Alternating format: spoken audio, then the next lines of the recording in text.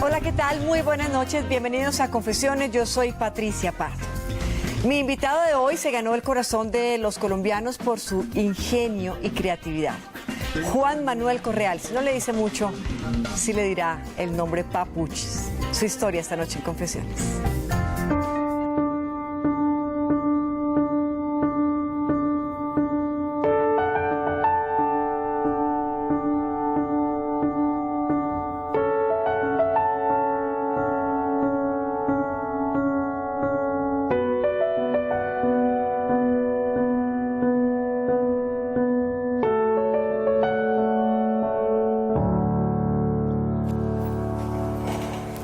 Ay, Juan Manuel, bienvenido a Confesiones. Patricia, qué alegría estar acá. Es muy importante estar acá. ¿Por qué? Este logo, esta palabra es muy importante. Este espacio, este programa, tiene un lugar en mi corazón muy bonito. ¿En serio? ¿Por qué? Confiésenos. Hay bastante agua hoy, porque es que necesito soltarlo. Sí, hay bastante cariño y bastante compañía. Porque cuando estaba como en el comienzo de esa segunda oportunidad de vida, todavía no tenía palabras, hablaba muy a media lengua, seguramente tú ya contarás la historia, pero creo que lo primero que acepté como invitación para hablar, para medio hablar de lo que pasó, fue una invitación que me hicieron de Confesiones en Blanco y Negro. ¿Se llamaba así antes? Sí, antes, hace 5 años, 6 años. Sí, creo que 6 años. Y yo fui muy temeroso, muy discreto, muy asustado. Y esa entrevista fue muy bonita. Me sacaron cosas que no podían estar adentro y salieron a media lengua. Dijeron cosas muy lindas. Estaba muy reciente el episodio que cambió mi vida. Pero saliendo de allí, al día siguiente me buscó una persona en un restaurante. Tampoco iba a restaurantes, fue todo como mágico. En resumen, el presidente de una compañía vio ese programa y le llamó la atención. Entonces le puso a su secretaria que me buscara, ella me encontró, lo cual era muy difícil porque yo tampoco salía. Y el tipo me invita a su oficina después y me pregunta si yo puedo compartir eso que hablé en televisión con su gente. Y yo, bueno, es parte de lo que yo necesito hacer, contar el testimonio y lo que aprendí, pero no estoy listo. O sea, me voy a llenar de nervios, no puedo hablar, se me olvidan las palabras, me pongo tartamudo. Y yo acepté la invitación y hice esa charla para ellos. De ahí, saliendo que eso era lo que tenía que hacer en mi vida. ¿Usted sufría dolor de cabeza o nunca sufrió dolor de cabeza? ¿Por qué llega este accidente cardiovascular? ¿Fumaba, tomaba, consumía drogas? No, fue un accidente cerebrovascular. Durante muchos años fui Juancito, ¿no? Un niño que crece pensando que la vida es un juego y pasaron 20 años siendo Juancito hasta que confronto el mundo y vengo a Bogotá, la universidad, toda esta cosa y como decía el cabezote del programa, confundo el microscopio de la bacteriología con el micrófono. Yo vine a estudiar bacteriología a Bogotá. ¿Duró un año? No, iba para 7º semestre. ¿Ah, sí? Sí, era un plan que teníamos con mi papá. Mi papá era bacteriólogo y a mí me parecía muy inteligente mi viejo. Porque yo como de pelado veía que los amigos de mi papá cogían la plata y la volvían caca. Pero mi papá como bacteriólogo hacía lo contrario. Cogía la caca y la volvía plata, hágame el favor. Yo vine a repetir el episodio, pero bueno, en fin, pasaron otros 20 años siendo Papuchis. De esos 20 años yo los divido en dos. Los primeros 10 años un Papuchis muy ocupado teniendo éxito y unos segundos 10 años un Papuchis muy cansado sosteniendo ese éxito, saturado, ¿no? de tantas ocupaciones. Al mismo tiempo pienso que tengo que resolver el cáncer de mi papá, me la creo, me lo tomo personal, me echo encima de esa responsabilidad que hubiera sido más fácil entregársela a Dios, pues el dueño de la absoluta verdad, y me lo tomé personal y eso me colapsó. Le pasa a Papuchis y a cualquier persona que vive así, ¿no?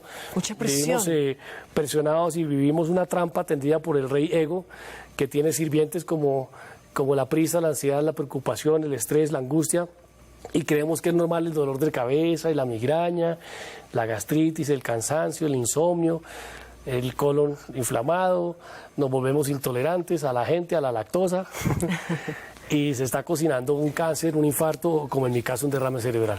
Y ahorita que es como tan consciente, tan reflexivo de toda esa época, ¿cuándo se da cuenta usted que realmente hay algo que no está bien?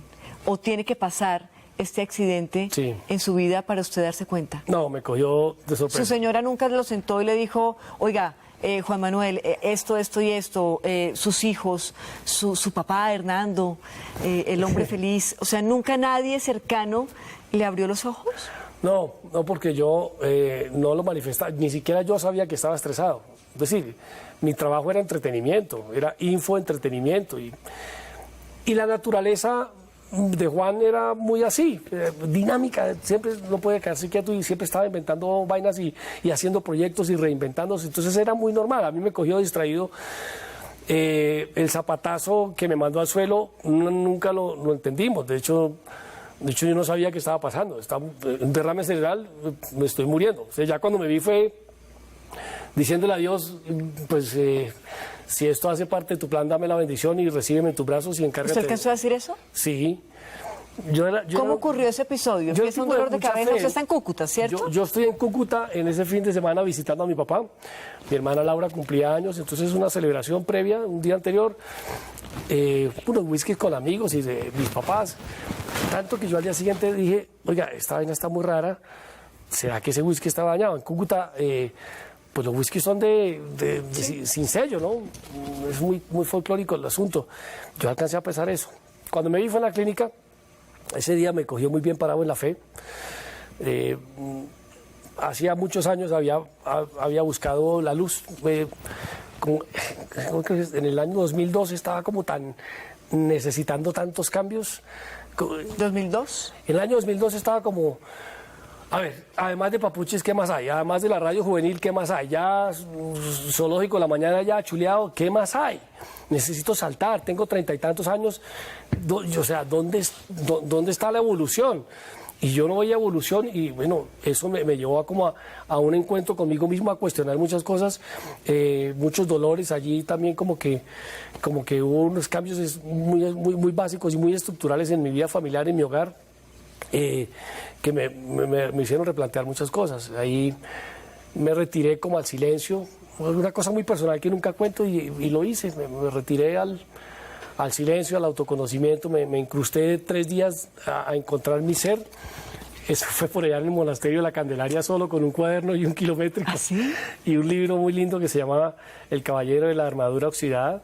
Como un retiro espiritual, pero... Sí, sin guía. Sin guía. O sea, Dios y yo. Juan y yo, creo, más bien. Y allá encontré ese cimbronazo de luz que se incrustó en mi vida. Y ahí, ese 8 de septiembre del año 2002, entendí muchas cosas. Para qué habían ocurrido muchas cosas durante todos estos años.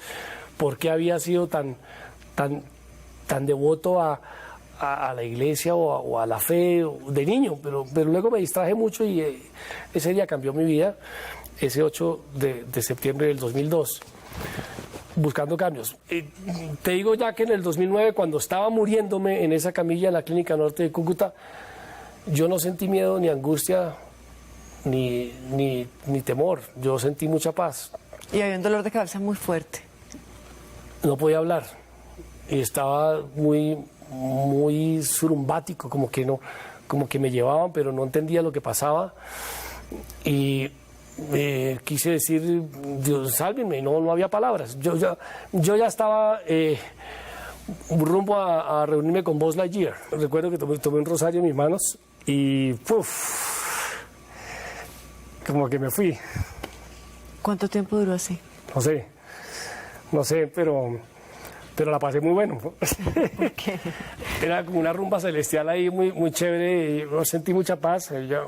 Yo no vi la luz al final del túnel, tampoco conocía el cielo ni no vi a mis tatarabuelos haciéndome señas para que me quedara, pero sentí mucha paz ahí.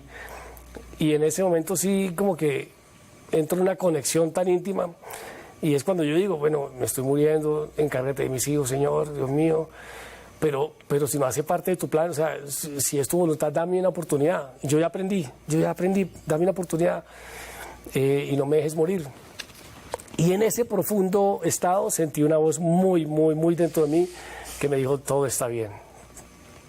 Y eso es lo único que recuerdo, todo está bien, todo está bien. Ya no sé cuánto tiempo pasó, pero cuando abrí los ojos sí estaba vivo.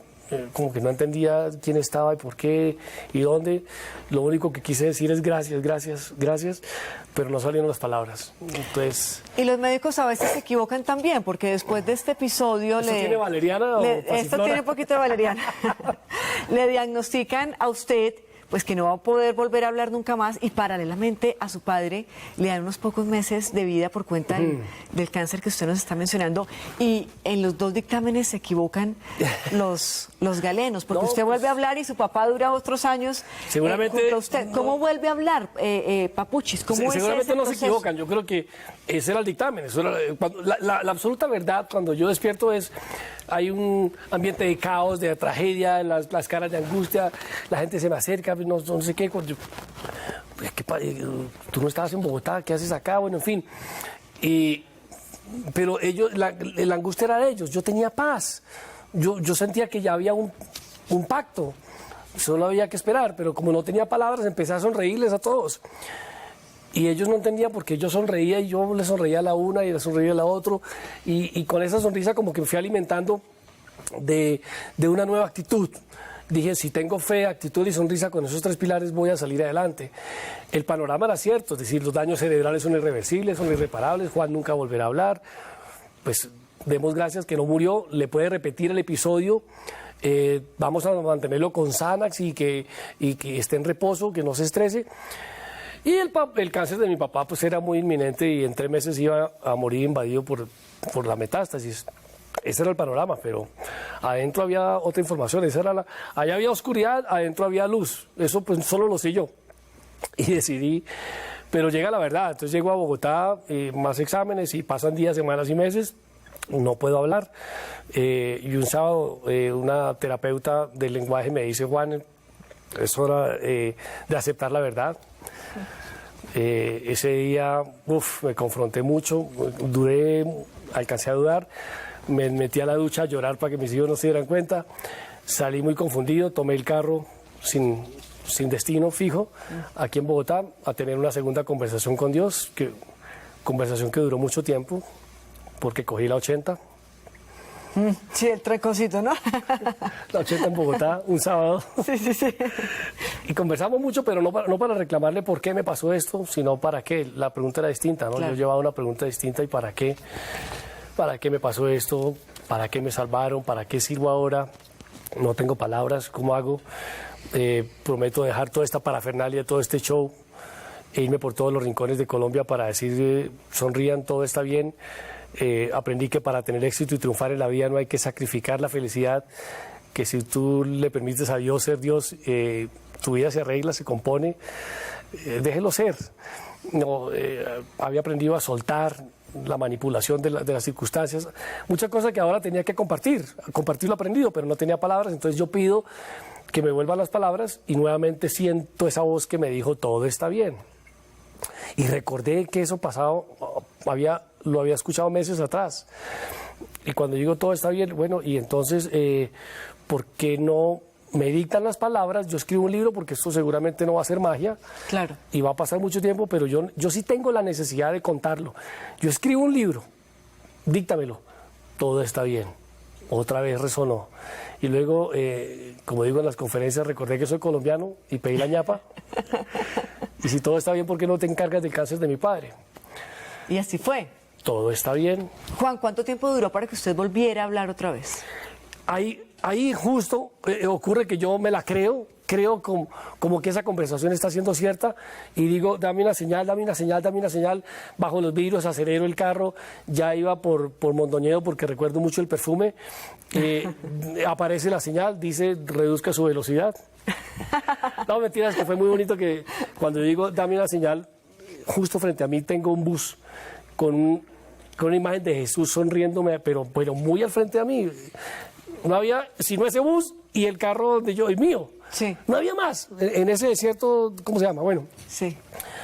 ese no es el milagro, eso puede ser una diosidencia. Pero lo que yo sentí ahí, para responder tu pregunta, eso sí es el milagro. Yo sentí que era verdad, me la creí, sentí fuerzas, luz, sentí alegría, sentí mucha fe, sentí confianza, sentí que era el comienzo y el renacer de algo. Y meses después, bueno, semanas después fueron apareciendo las palabras poco a poco. Luego pude volver a decirles a mis hijos cuánto los amo. Meses después le pude decir a mi papá, sonríe, todo está bien. Hoy tú y miles de personas se suman a las más de 500.000 personas que oyen esta historia a través de conferencias. No fueron 3 meses de vida de mi papá, fueron 5 años de momentos muy felices, de alegría, de promesas, hasta que finalmente un Viernes Santo, que era el día favorito suyo, se fue a descansar de ese cuerpo que lo maltrataba. Bueno, pues esa es la historia que escuchamos y evidentemente hay mucho más en las conferencias que hoy en día dicta Juan Manuel. Pero después de la pausa vamos a hablar del niño, vamos a hablar de su abuela Laura, vamos a hablar de muchas otras historias que seguramente él no cuenta y que muchos de ustedes no conocen. Así que no se muevan, ya volvemos.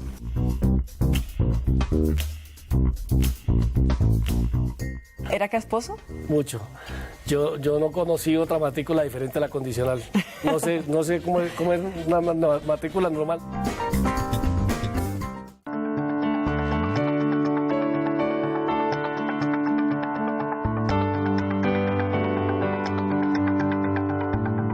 De pequeño, de muchachos, de necios y de todas esas cosas, porque necios fuimos muchísimo, ¿sí? Pero me acuerdo uno en particular y fue que estábamos estrenando casa y éramos 3 amigos, Juan Manuel, Alejandro y yo, Alejandro Medina y estábamos, nos dio por estrenar el jacuzzi, entonces echamos todas las espumas y pusimos a llenar esa vaina, y en esa vaina de pelados que uno hace una pero piensa 10, entonces dejamos llenando la cosa y nos fuimos a jugar. Cuando de pronto empezaron a gritar la muchacha y toda la gente estaba saliendo espuma por toda la casa, tapete nuevo. Bueno, llegó mi mamá y lo primero que hizo, que tenía autorización de todas las mamás, fue cogernos y nos dio una pela a los 3 por parejo.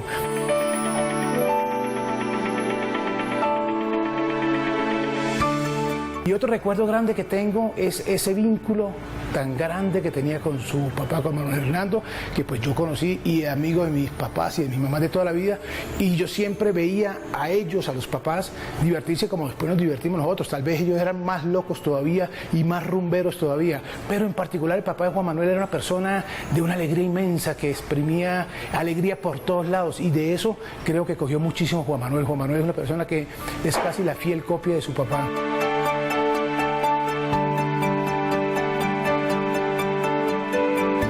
Y me recuerdo, por ejemplo, los bailes que se hacían en los diciembre en el Club Tenis en Cúcuta, y había un baile muy particular que todavía sigue siendo famoso, pero un poco menos famoso tal vez por la falta del papá de Juan Manuel, y era el baile Locos. Y el baile Locos siempre era a esperar de qué se iba a disfrazar Manuel Hernando, y después Juan Manuel también, y de qué se iba a disfrazar, y lógicamente pues siempre arrasaban con los premios, porque el mejor disfraz, todo lo que pasaba alrededor de esa fiesta, ellos eran los ejes de esa fiesta.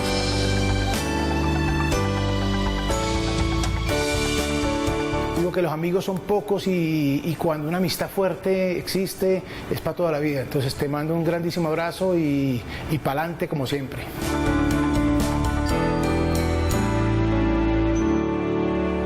Continuamos en Confesiones, Juan Manuel, amigos de la vida. ¿Ah?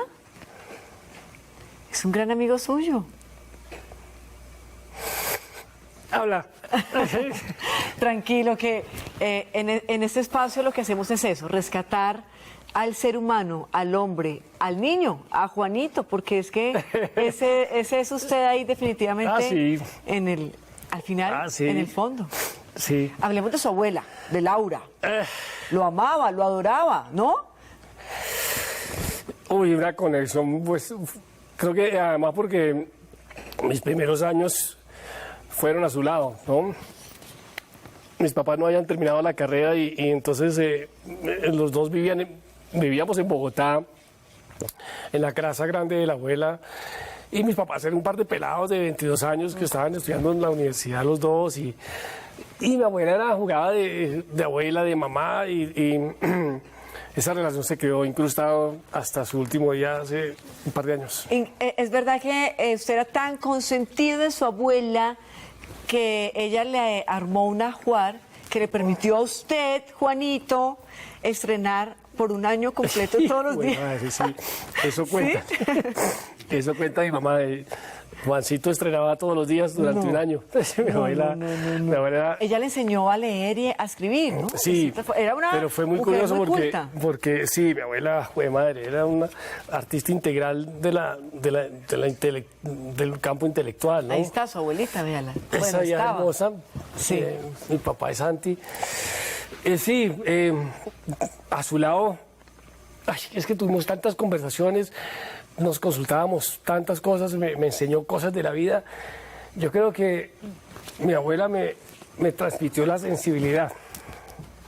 ¿Y usted viene de periodistas? Sí, claro. El papá de mi abuela, mi bisabuelo. ¿Fundó un periódico?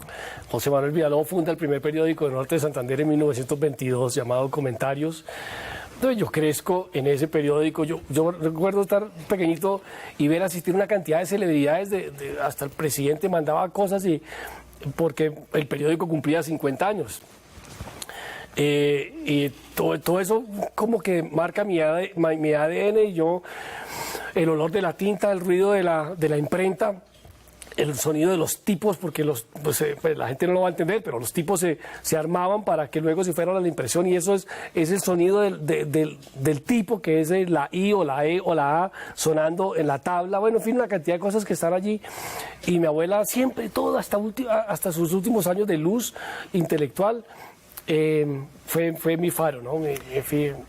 Es tan importante para usted que incluso usted aprende a escribir con estos tipos de los que habla. A escribir al revés. Porque hay que escribir al revés para que cuando se plasme, cuando pase sobre la máquina, salga derecho. Claro. Entonces yo aprendo a escribir y a leer al revés. Y es cierto que usted siempre ha sido muy líder, ¿no? Siempre ha tenido esa vocación de liderazgo. ¿Usted ponía a todos sus amiguitos del salón a pintar el salón? ¿Cómo es esa historia? Cuéntenos.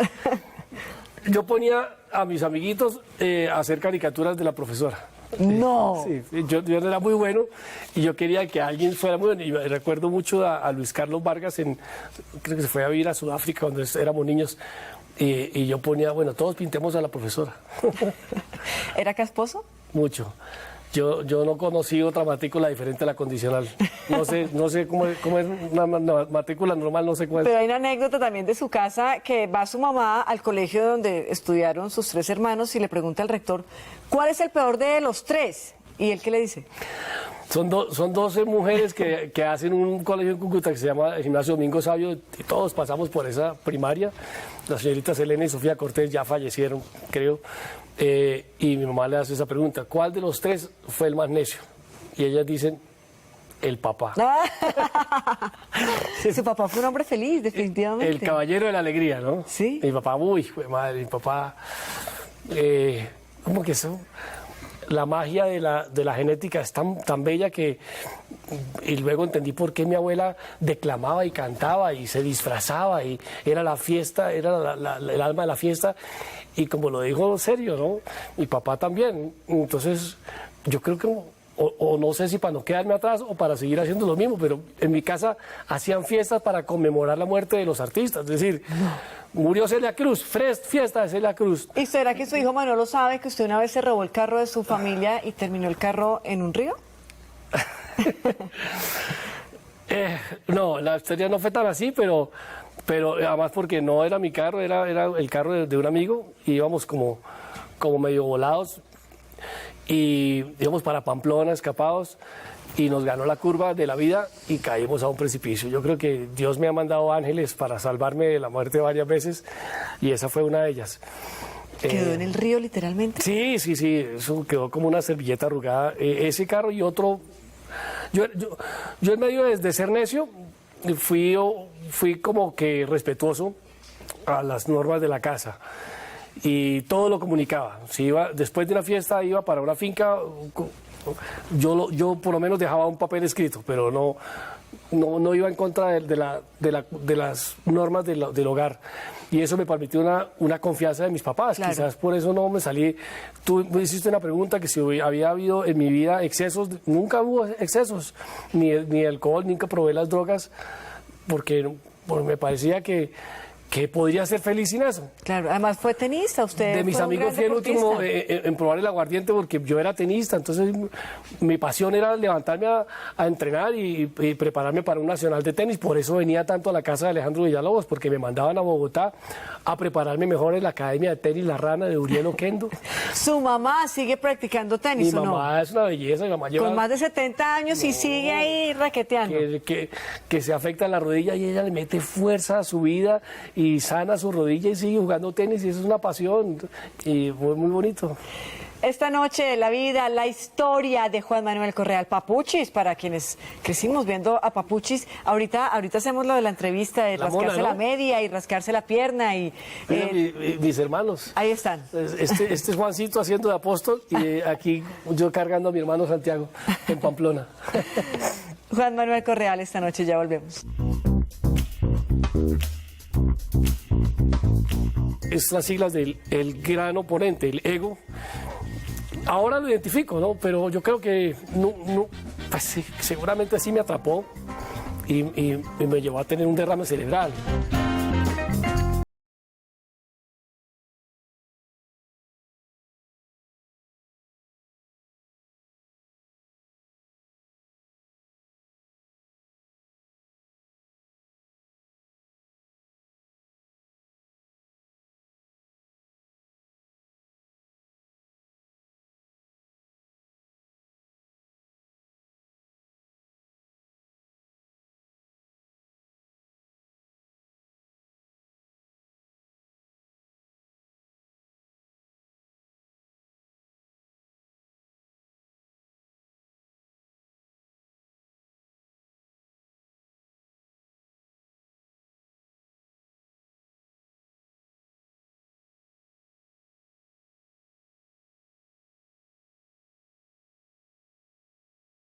Cambiaba su tono de voz y con lo chistoso que era, porque el tipo es muy chistoso, entonces empezó a hacer ese personaje de Papuchis.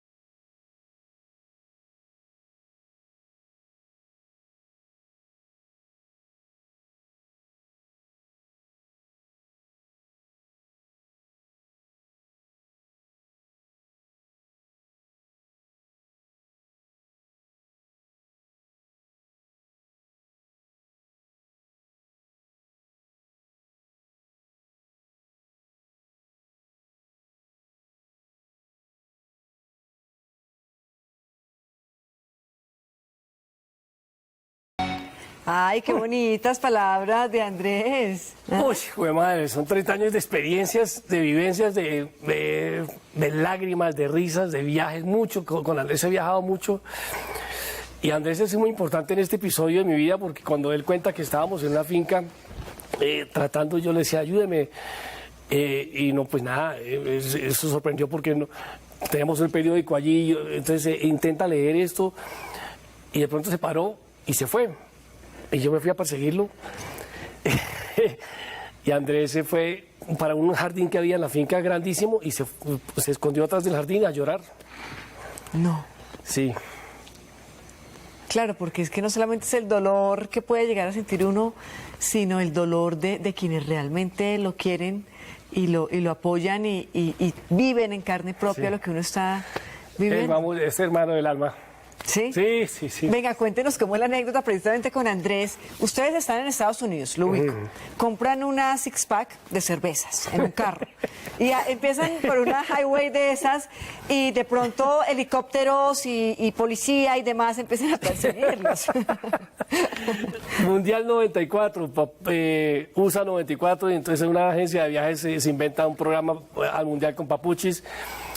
Pues vamos en un tour y yo me llevo a Andrés Nieto, le digo, necesito un partner. Y bueno, en fin, vamos Andrés Nieto y yo por Radioactiva a hacer la transmisión. Y llegamos allá y pues alquilamos un carro para él y yo movernos. Eso es lo que tú cuentas. Paramos en una gasolinera, sacamos el mapa porque no había GPS ni Waze. Sí. Y nos compramos una six-pack y entonces buscar el hotel.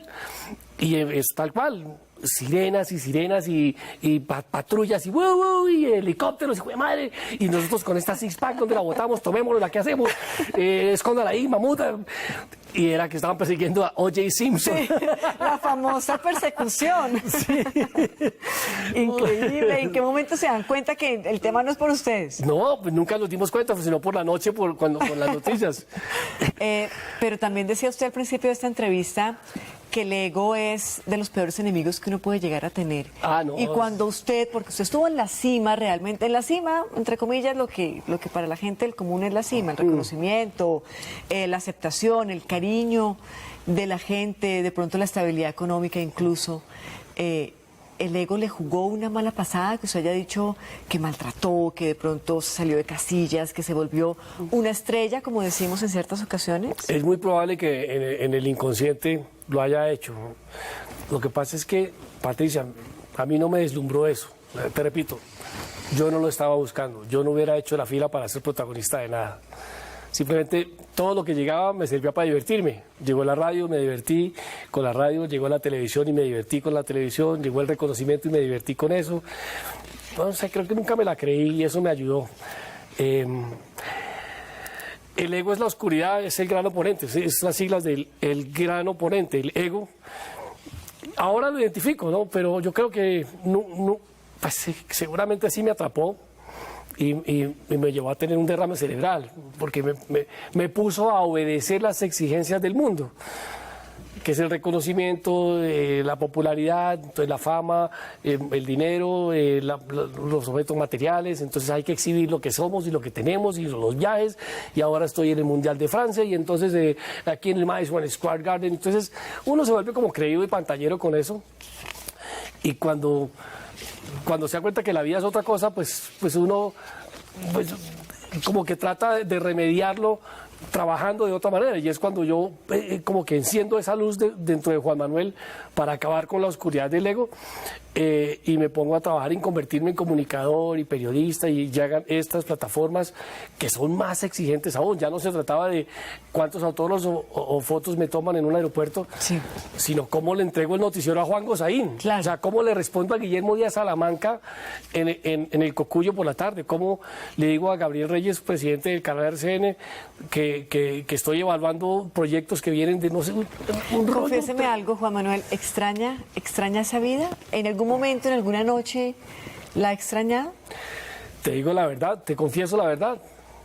Chuleado. No, ahora hago más lo que me gusta y menos lo que me toca. Ya fue, ya lo viví. Mira, cuando llegué a la radio de vuelta, después del derrame cerebral, año 2010, yo no estaba óptimo, yo llegué al aire precipitadamente porque en esa empresa me dijeron, Papuchis, aquí está su puesto, cuando pueda esté listo. Yo no estaba listo y volví. Honestamente, me mandaron a hacer... ¿Y fue un error? Sí, uno no debe atropellar los procesos, pero necesitaba trabajar, necesitaba sentirme útil. No, y hay otro tema también que usted no ha tocado, y es la parte económica. Es que usted se enferma y se enferma el bolsillo. Se vino al piso todo, mira, con el derrame cerebral se acabó la salud, sí, se acabó el trabajo porque yo era locutor. Yo no conozco la primera emisora donde contraten mimos. Entonces, se vino al piso todo, me llené de deudas, de obligaciones, tenía que sostener la calidad de vida que me había inventado para mis hijos. Pasaron una cantidad de cosas, como dijo Andrés. El divorcio. En esta Bogotá humana me salgo a tomar un café con Kevin Colmenares, mi amigo, y de vuelta me roban el carro, me asaltan, me hacen el paseo millonario, me cascan. Por allá los otros días me encuentran un lunar cancerígeno. hijo de madre, y luego vuelvo a la radio y me dicen, me mandan a hacer una entrevista a la Florida, a Camilo Villegas en un torneo de golf. Eso salió muy mal porque yo no estaba listo para eso. Pues, se entendía mejor la entrevista en inglés con Tiger Woods. Y cuando llegué me dijeron, Papuchi, se están ocurriendo unos cambios estructurales en la compañía. Y revisando su perfil, vemos que usted es muy bueno, muy bueno. Papuchi, usted es tan bueno, tan bueno, tan bueno, que no encaja en ninguno de nuestros nuevos proyectos. Y me sacaron, me quedé sin trabajo. Yo dije, güey, madre, cuando una puerta se cierra en tu vida es porque otra más grande se abrirá para tu historia. Muy positivo, ¿no? Pues hermano, pues no me lo espero, me quedo sin trabajo. La radio, güey, madre, yo sin radio, en 25 años no me había pasado, no me la esperaba.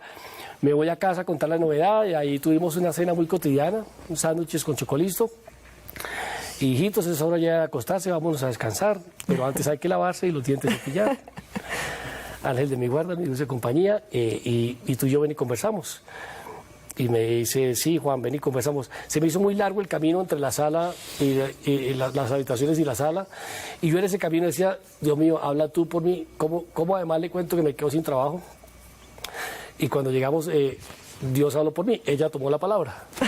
Y me dijo, Juan, es que yo veo que están ocurriendo unos cambios estructurales en nuestro hogar y revisando tu perfil, veo que tú eres muy bueno, tú eres muy bueno, pero no te merezco.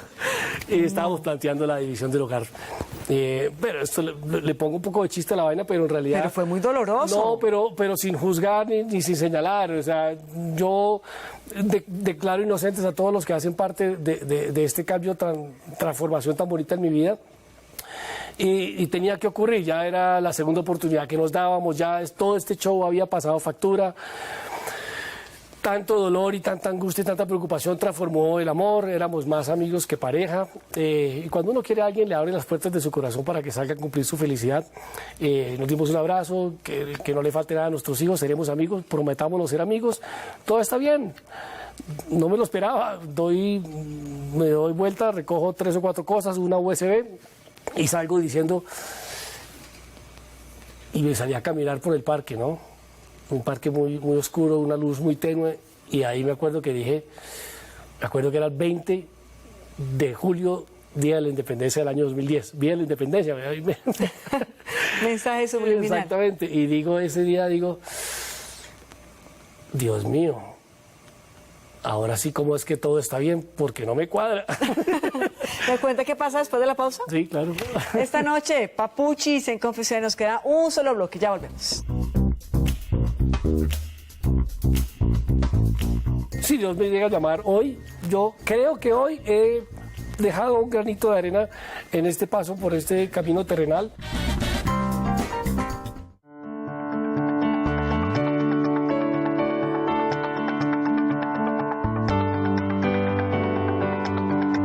Juan Manuel y yo nos conocemos desde hace muchos años, los dos somos de Cúcuta, nos reencontramos en el año 2011 y fue algo maravilloso porque desde el primer día que empezamos a salir él y yo, desde ese día estamos juntos.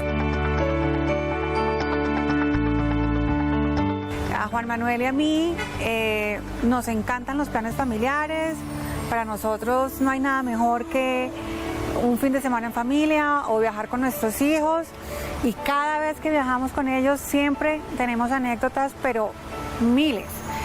Ya todos nos miramos cuando vamos a arrancar como que, ay Dios mío, ¿ahora qué irá a pasar? ¿Ahora qué va a hacer Juan Manuel? Esperemos si va a ser comenzando el viaje, a mitad de viaje, al final de viaje, pero siempre sucede algo. Nos fuimos él y yo juntos a hacer un viaje, llevábamos una cámara que le habíamos comprado para cámara profesional, y él emocionadísimo llegó, cogió la cámara, la metió en su bolso, llegó, cogió el bolso, hizo así y la cámara salió volando, se partió el lente. No, eso fue comiquísimo.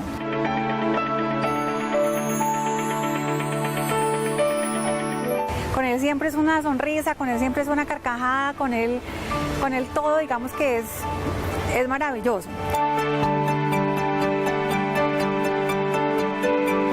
Es de esos papás que dicen te amo, dice te amo a sus hijos, es ese papá que es papá, pero a la vez no es el amigo compinche, porque a veces se confunde ese término, pero es el papá que siempre está ahí para darle esos espacios que necesitan los hijos para poder desarrollar esas dudas que tienen. Es una belleza de papá. Juan, tú sabes cuánto te amo, cuánto te adoro, lo feliz que soy a tu lado, y doy gracias a Dios porque estás en mi vida y estás en la vida de los que más te amamos. Pido a Dios para que nos acompañes muchos, muchos, muchos más años y estemos siempre juntos. Ay, el amor, Juan Manuel. ¿Qué tan importante ha sido ella realmente en todo este proceso? Uf, como que un tercer pulmón, ¿no? Como una vitamina diaria de amor al corazón que me hizo creer en el amor, que me despertó la ilusión de poder dar amor. Siento que uno tiene tanto amor de Dios en su vida que no se puede quedar adentro y ofrecérselo a ella y a la familia y a mis hijos y a la gente que uno ama. Ahora me hace sentir muy feliz, Carito. Todo es tan perfecto en el plan de Dios, como las piezas del rompecabezas aparecen, como lo dijo ella. Yo quizás lo hubiera buscado, creo que la busqué años atrás y pues nada, que va a pararle bola a Papuchillo, pues esa es una niña muy puestecita en su sitio y vea, es mi compañera de vida, mi partner, mi amiga, nos reímos, nos encanta viajar, vino a armar esta empresa, la armó, la organizó, le dio estructura. Sí. Y me tiene acumulando millas que da miedo. Se me pone, mi amor, tú te vas para Popayán, te vas para Tunja, te vas para Cali, nos vamos para Cancún. Así es, ¿no? Papuchis quiere volver a la televisión, quiere volver a hacer esas entrevistas que tanto me gustaban a mí, de donde se rascaba la pierna, donde estaba con Amparo Grisales y decía bienvenida Margarita Rosa a este espacio, porque es que será usted. No, a mí me encanta, yo le sigo amando gallo a la vida y no pierdo esa esencia bonita que es divertirme con lo elemental y con lo básico. Esas entrevistas ya fueron, pues Manolo Zúñiga, yo no descarto por allá en un rincón del subconsciente hay volver a hacerlas en un tono más maduro y más internacional. Vamos a ver qué pasa, vamos a decirlo con palabras en voz alta para que se cumpla. Claro. Pero ahora sí. Estoy muy ocupado, felizmente ocupado con nuestro programa de televisión Sonríe, Todo Está Bien, donde hacemos este tipo de conversaciones con gente que se ha caído, se ha levantado. Yo creo que caerse es permitido, pero levantarse es obligatorio. Hablamos de valores de vida, todos esos que están escritos en uno de los 2 libros que escribí, La Escalera al Cielo. Sí. Y hablamos con la gente de todas esas cosas que son edificantes y constructivas para enseñar a los demás que esto es un paseo fácil, ¿no? ¿Será que sí es fácil? Sí. ¿Qué hace uno cuando pierde la fe o cuando la gente pierde la fe? ¿Cuál es la estrategia? Pues es un mal negocio. Pues es decir, perder la fe es como perder la conexión, ¿no? Para que tu celular funcione, lo tienes que conectar. Si no, no funciona, si no, no se enciende. Enciende tu luz, enciende tu llama de espiritualidad, de amor. No tiene que convertirse en rezandero, ni cambiar de religión, ni ser fanático, ni ir a convencer a nadie de nada. Simplemente conéctate con tu ser. Permítele a Dios que ilumine tu alma para que te conviertas en una mejor persona, no en una persona perfecta. Y en ese orden de ideas no vas a ser perfecto, pero te vas a equivocar menos. Entonces, pues, perder la fe pues es como que alimentar el dragón de la duda y vienen los temores y los miedos y todo eso se convierte en una depresión y te roba tus sueños. Pues cuando puede ser tan fácil creérsela, imaginarse que todo está bien, es decir, un poquito la inocencia del niño que simplemente se levanta a jugar con lo que tenga a la mano, ¿no? ¿Se va a presentar por estos días? ¿Dónde se va a presentar? ¿Cuándo? ¿Cómo? ¿Qué hay que hacer? Sí, porque las conferencias son corporativas, pero siempre que llegamos a una ciudad nos piden que si podemos ir. Entonces esta experiencia es de 4 días en el Gimnasio Moderno, 23, 24, 25, 26 y 27 de miércoles a sábado de mayo en el Gimnasio Moderno. Es un talk show. Tengo que decir que no es un stand-up comedy, ni es un show de humor, ni es cuentachistes, pero sí es muy divertido. ¿Ah, sí? Sí. Es un tono muy divertido. Es burlándome de la vida, quizás cosas que he dicho acá, pero ya puestas en un escenario, es un programa de radio en un auditorio y nos divertimos mucho para decir que la vida es fácil. ¿Está usted solo en escena? Sí, yo solo en escena ahí, contando la historia y contando lo aprendido, las herramientas que aprendí para salir adelante. Es que todos tenemos que compartirla. O sea, si yo sé que por esta carretera hay un abismo al final, pues te digo, óyeme, pues no la escojas. Claro. Eso es lo que estoy haciendo con ¿Tiene estas miedo de la charlas. muerte? No, pero nada. O sea, es decir, la mejor almohada es la conciencia, y yo creo que hoy sí, si Dios me llega a llamar hoy, yo creo que hoy he dejado un granito de arena en este paso por este camino terrenal. No será mucho, no transformé nada, pero toqué corazones con este testimonio y con esta confesión. Lo despido con esta canción y quiero que me diga a qué lugar de su vida, de su historia, quizá de la escena de su recorrido lo transporta. Escuchémosla.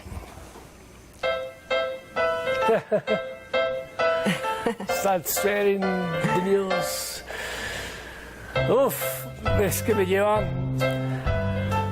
a la casa de mis padres. Además, mire quién la canta, ¿no? La Me que le lleva gusta. a la colonia Jean-Marie Farina de mi papá, pero me lleva al Madison Square Garden entrevistando a Liza Minnelli en unos premios Grammy. La grandiosa Liza Minnelli, y para mí era muy importante, y me asusté tanto que cuando la tuve al frente quise sacar el micrófono, y el micrófono tumbó el minidisc tumbó la cartera de ella, salieron los cigarrillos volando, el maquillaje, saltaron los grandotes guardaespaldas. Ella me dijo, no, tranquilos, ¿qué te pasa? Me vio muy asustado. Recogimos entre las dos las cosas, ella me llevó del brazo, nos sentamos en unas escaleras y me dijo, hazme tu entrevista. Y conversamos y yo creo, no lo podía creer. Liza Minnelli conmigo aquí, sentados en las escaleras, y no, fue de las cosas más lindas que me ha dejado en la radio. Fernando Pava, gracias por llevarme. Gracias a usted por estar con nosotros, Juan Manuel, por hacer parte de esta historia, por contarnos un poco de su vida, por volver. A ti, a la gente que amo, a la gente que me ama, a la gente que le he hecho daño, perdónenme, estoy aprendiendo. Los amo a todos. Ay, divino. Gracias a ustedes por estar con nosotros. Fue una gran confesión, una charla con un ser humano espléndido. Ustedes, eso es como un turroncito de azúcar. No más, a la vida, no bueno, más. Adelante. Chao. Hakuna Matata.